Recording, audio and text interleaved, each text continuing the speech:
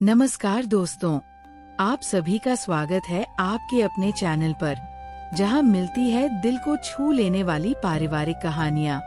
आज हम लेकर आए हैं एक खास कहानी, चालाक बहू, जिसमें सास बहू के रिश्ते की नोकझोंक, समझदारी और प्यार का अनोखा संगम देखने को मिलेगा। क्या चालाकी रिश्ते तोड़ेगी या घर को जोड़ेगी? जानने के लिए कहानी को अंत तक जरूर सुने। और अगर आपको ऐसी भावनात्मक और प्रेरणादायक कहानियां पसंद हैं, तो चैनल को सब्सक्राइब करना न भूलें। चालाक बहू। गांव सीतापुर में रामदास का बड़ा सा घर था। रामदास अब इस दुनिया में नहीं थे, लेकिन उनका नाम और इस पूरे गांव में आज भी थी। घर में उनकी पत्नी कमला देवी, बेटा मोहन और बहू पूजा रहते थे। कमला देवी स्वभाव से थोड़ी तेज और सख्त थीं। गांव में सब उन्हें कमला सास के नाम से जानते थे। मोहन शहर में नौकरी करता था और सुबह निकल जाता, शाम को लौटता। घर की सारी जिम्मेदारी पूजा और कमला देवी के कंधों पर थी। पूजा पढ़ी लिखी और समझदार लड़की थी।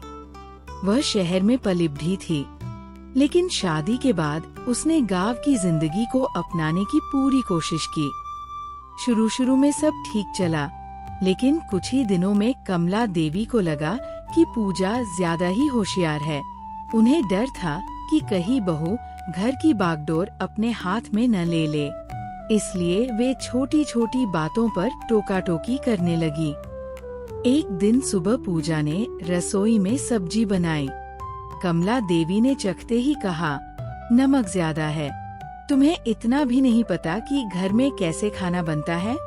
पूजा मुस्कुराकर बोली, मां जी, अगर नमक ज्यादा है तो मैं थोड़ी दही मिला देती हूँ, स्वाद ठीक हो जाएगा। कमला देवी चुप हो गई। उन्हें उम्मीद थी कि बहू जवाब देगी, लेकिन पूजा ने बड़ी शांति से बात संभाल ली। धीरे धीरे पूजा ने घर के हर काम में अपनी समझदारी दिखानी शुरू कर दी। वो खेतों का हिसाब किताब देखने लगी, घर के खर्चों का लेखा जोखा रखने लगी। कमला देवी को ये सब अच्छा नहीं लगता था। उन्हें लगता था कि बहू ज्यादा ही दखल दे रही है। एक दिन गांव में खबर फैली कि इस साल बारिश कम होगी और फसल खराब हो सकती है। किसान चिंतित थे। कमला देवी भी परेशान थी, क्योंकि खेत ही उनकी आय का मुख्य साधन थे।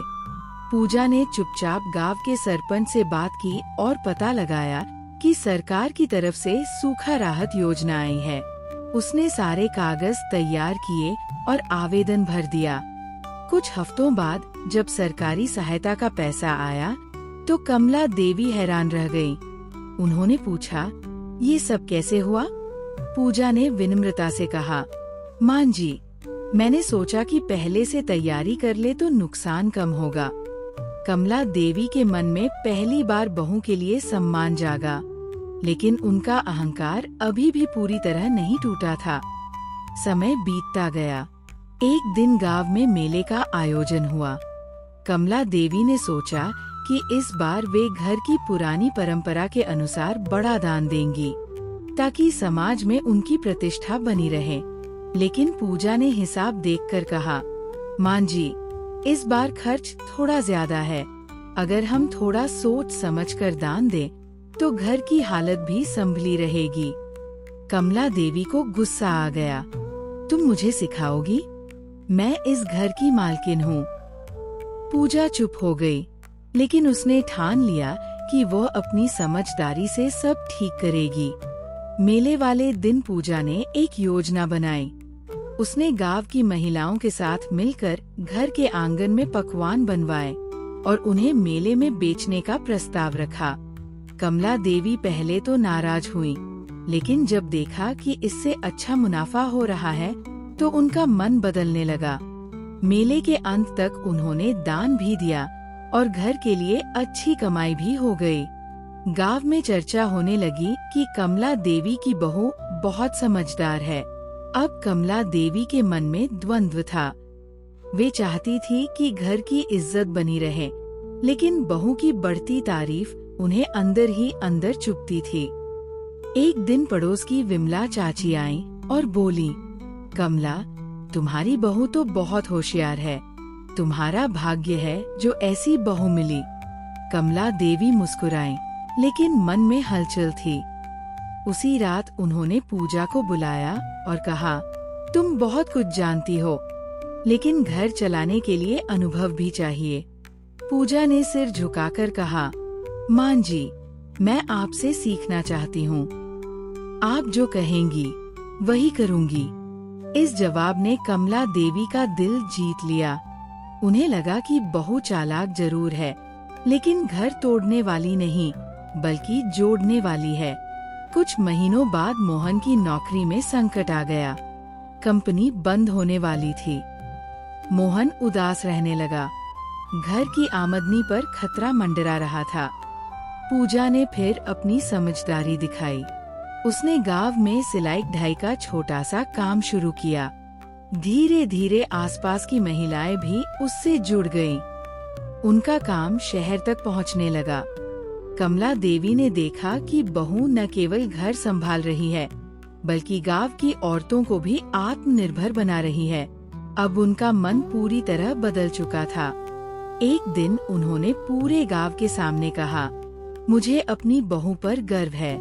ये चालाक जरूर है, लेकिन इसकी चालाकी घर और समाज के भले के लिए है। पूजा की आंखों में आंसू आ गए। उसने सास के पैर छुए और बोली, मां जी, अगर आपका आशीर्वाद न होता तो मैं कुछ भी नहीं कर पाती। समय के साथ सास बहू का रिश्ता मजबूत होता गया। अब वे हर काम मिलकर करती। गांव में उनकी मिसाल दी जाने लगी।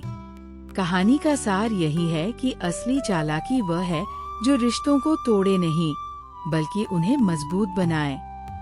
समझदारी और धैर्य से हर मुश्किल हल हो सकती है।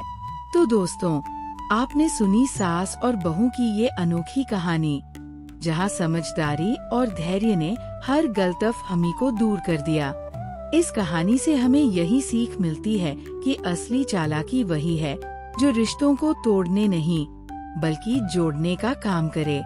अगर आपको ये कहानी पसंद आई हो तो इसे ज्यादा से ज्यादा शेयर करें, वीडियो को लाइक करें और ऐसे ही दिल को छू लेने वाली पारिवारिक कहानियाँ सुनने के लिए हमारे चैनल को सब्सक्राइब करना न भूलें। मिलते हैं अगली शानदार कहानी के साथ।